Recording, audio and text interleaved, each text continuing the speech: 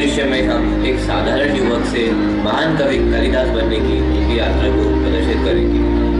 कथाओं के अनुसार कालिदास का जन्म हिमालय की गोद में हुआ था, जहाँ उन्होंने अपना जीवन मुख्यतः कलिंग और उज्जैन राज्यों में व्यतीत किया। कालिदास उज्जैन की दरबार के नवरत्नों में भी शामिल थे। अरे काली, यहाँ पर क्या कर रहा है रे तू? यह ज्ञानियों, विद्वानों और धर्मात्माओं की जगह है, तेरे जैसे मूर्खों के लिए नहीं। तुम क्यों दीवार पर सर मार रहे हो रे? वह मंदबुद्धि काली है। यहाँ काली का हास्य प्रकट किया जा रहा था और इसी समय महल के स्वयंवर की तैयारी की जा रही है।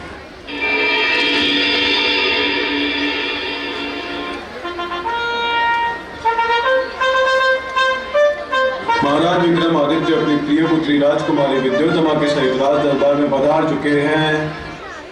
महाराज विक्रमादित्य की जय। मेरी प्रिय पुत्री उज्जैन की राजकुमारी विद्योत्तमा का स्वयंवर प्रारंभ किया जाए।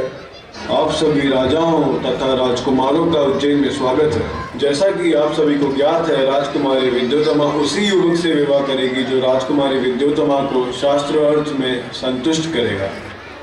मैं मगध का राजकुमार राजकुमारी विद्योत्तमा की चुनौती स्वीकार करता हूँ और उन्हें विवाह का प्रस्ताव देता हूँ।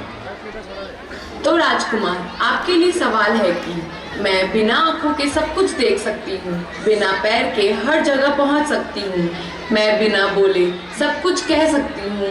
बताओ मैं कौन हूँ? ऐसा कौन हो सकता है? ये तो असंभव है। दूसरा सवाल, मैं चलता हूँ पर मेरे पैर नहीं, मैं बहता हूँ पर मुझ में पानी नहीं, मैं लौट कर कभी वापस नहीं आता। बताओ मैं कौन हूँ? मछली। गलत। क्या इस भारतवर्ष में मेरे योग्य कोई राजा या राजकुमार नहीं है जो मुझसे ज्यादा ज्ञानी और विद्वान हो? स्वयंवर स्थगित किया जाता है। ये तो हमारा घोर अपमान है। ये सिर्फ हमारा ही नहीं, संपूर्ण भारतवर्ष के युवाओं के ज्ञान और पराक्रम पर प्रश्न चिन्ह है।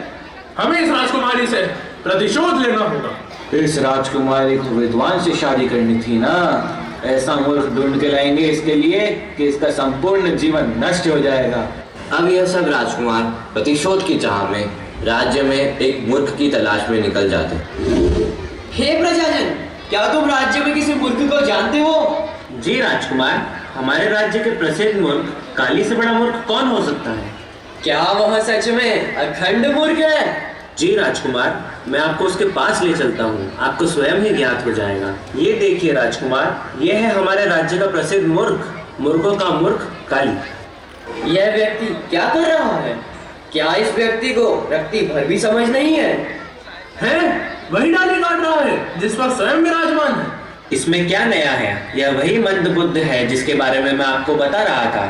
ऐसे अनोखे कार्य यह रोज करता रहता है। ये तो सच में बहुत बड़ा मूर्ख है। इसे ले चलते हैं राजकुमारी के स्वयंवर में। राजकुमार, यह आप कैसा विचार कर रहे हैं? यह मूर्ख शास्त्रार्थ में राजकुमारी को कैसे संतुष्ट कर सकता है? इसे तो शास्त्रार्थ का शाब्दिक अर्थ भी ना पता होगा। मेरे पास एक योजना है। और इसी तरह राजकुमारों ने कुयोजना को सुयोजना में बदलते हुए कालिदास को राजकुमारी से विवाह के लिए राजी करवा लिया और राजा के दरबार पहुंचे।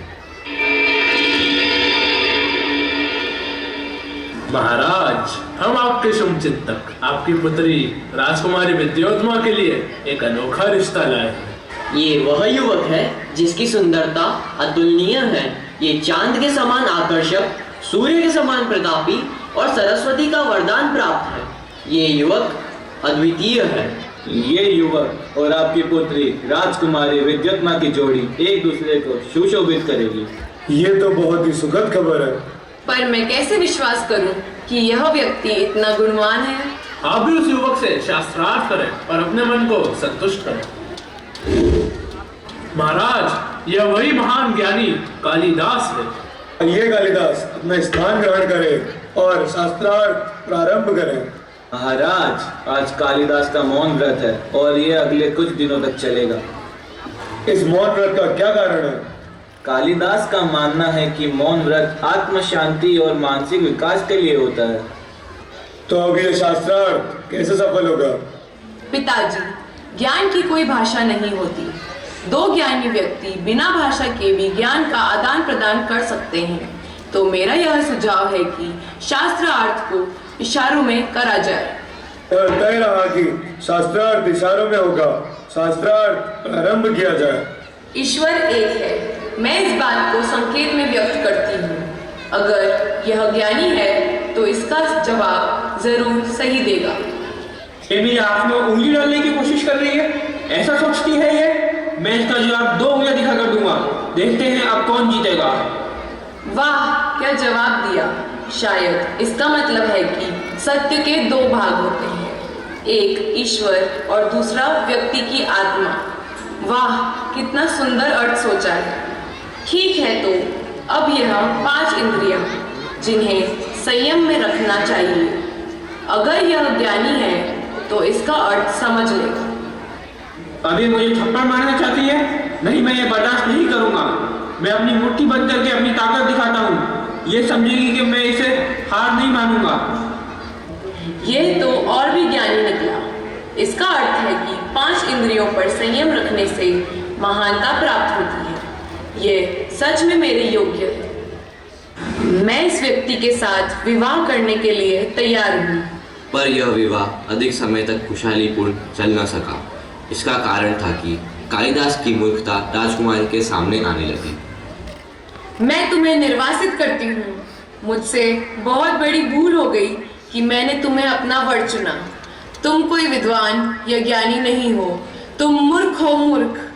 अगर वापस मेरे साथ दाम्पत्य जीवन में आना है तो यश और कीर्ति अर्जित करो और संपूर्ण दरबार के सामने मेरे एक प्रश्न का उत्तर दो। अस्ति कश्चित वगर्थ्यम। जब भी इस प्रश्न का उत्तर ज्ञात हो जाए तो दरबार में चले आना। कालिदास यह अपमान सह न सका। उसका मन स्वयं सा गया था। उसे उसका जीवन व्यर्थ लग रहा था। उसे काली माँ में ही आखिरी आसरा दिख रहा था। हे माँ, मैं तेरा पुत्र हूँ माँ, तेरा भक्त हूँ माँ। मेरे साथ ही ऐसा क्यों हुआ? मुझे मेरी पत्नी ने अपमानित करके निर्वासित कर दिया। संपूर्ण जगत के लिए मैं हास्य का पात्र बन गया हूँ। मुझे मेरा जीवन व्यर्थ दिख रहा है, निरर्थक लग रहा है। मुझे राह दिखा माँ, राह दिखा। पुत्र, तू क्यों चिंता करता है? तेरी माँ तेरे साथ है। तेरे अंदर एक असीम शक्ति तथा ज्ञान की गंगा बह रही है। तुझे उस शक्ति को जानना होगा, पहचानना होगा। तू सिर्फ एक साधारण युवक नहीं है, तेरे अंदर एक महान कवि छुपा हुआ है। तुझे उस कवि को उजागर करके समस्त ब्रह्मांड को साहित्य की एक नई परिभाषा देनी है। ज्ञान का पीछा कर, संस्कृत वेद पुराण का अध्ययन कर। मेरा आशीर्वाद है तुझे। हाँ माँ, धन्यवाद माँ। मैं ऐसा ही करूँगा।